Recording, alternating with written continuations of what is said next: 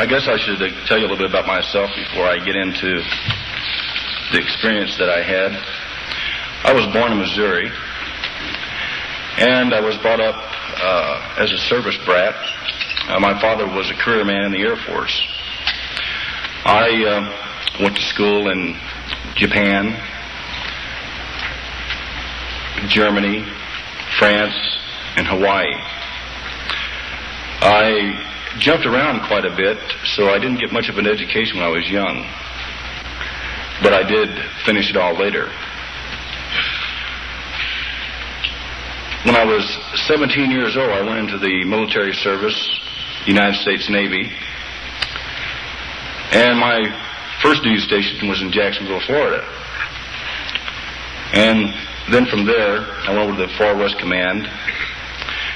And I helped serve our flag and fight for it in Vietnam, even though I felt it was an immoral act of a war. Then, coming out of the service, I went back to Missouri and spent a couple of months there. And I went home to Nebraska, where my folks were. And I wasn't making very much money being out of the service, you know. $2 an hour being a clerk wasn't my bag, really.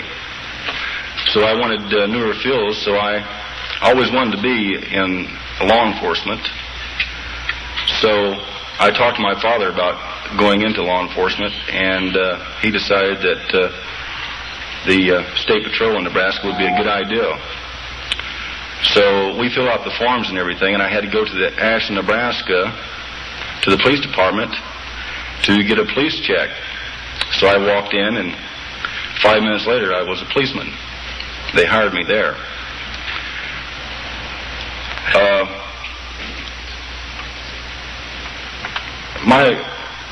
My life before this happened as a police officer, the short time I was a good one. I enjoyed it. I enjoyed working with the public and serving the community and serving the laws of the state. Now I guess I'll get on with the story. It was around 2:30, actually, I think was the time that this happened, but right around 2:20, I was just checking two gas stations. I left the two gas stations, I left the last gas station that I had checked to pull onto the highway, and I was making radio contact with the Wahoo Sheriff's Office because we didn't have radio communications available in the city at nighttime because we couldn't afford it. So I told them that everything was all secure. I pulled onto the highway, and putting the mic down, I seen some flashing lights in front of me. First appeared to me to be a truck, I thought. As I got closer and put the high beams of the lights in the patrol car on this object started raising. These lights started raising up in the air to about 40 feet. I think I was something like 50 yards from this. These lights were flashing, and as they got bigger, as I got close to it, it seemed like they were red flashing lights coming out of a porthole, which sort of circled the craft. It had like a catwalk going around the center of it. It was shaped like a football, very metallic, like a very shiny bumper, if you polished a bumper on a car. Had sort of a reddish, orangish glow coming from beneath it. And then there was this white flash that came on to me in the patrol car.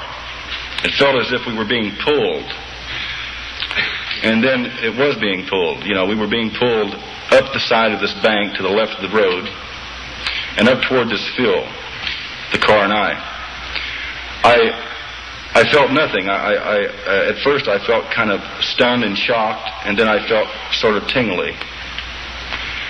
And as the car and I moved up the bank to the top of this field, this object landed, and some legs came out, and it sat down. I was just sitting there really motionless. I couldn't move. I may have even had my mouth open. I don't remember, being probably scared. this hatch came open.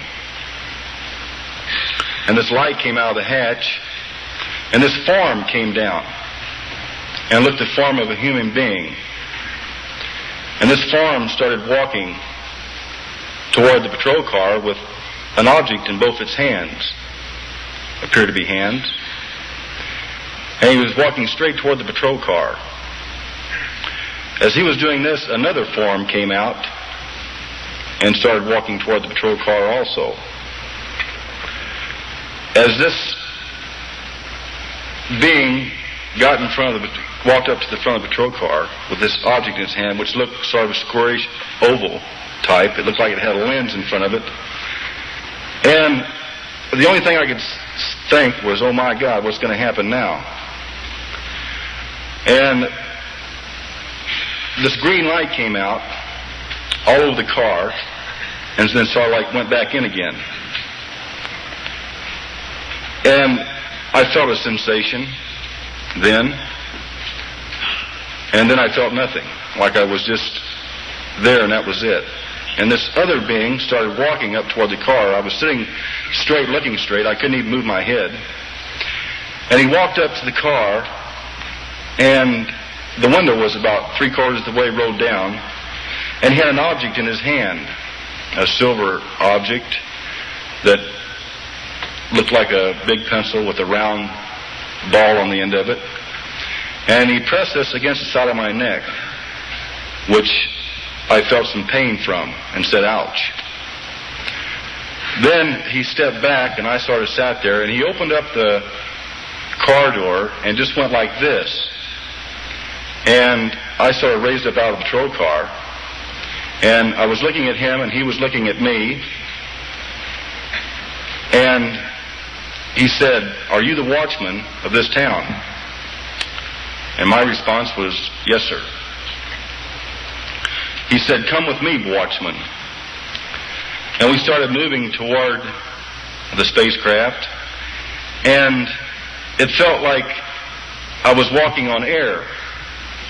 We got up to the hatch to where you went inside of the spacecraft, and we just sort of like floated up into the first level. And he says to me, watchman, come with me. And we were in a circular room. And there were a lot of cylinders about 4.5 feet high and about 2 feet wide that circled the whole room.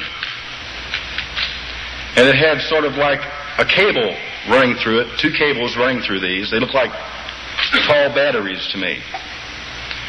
And then in the center of this room was a huge cocoon, or, you know, like this shaped object, was spinning, and it was giving off colors like the rainbow, and was about 20 feet long.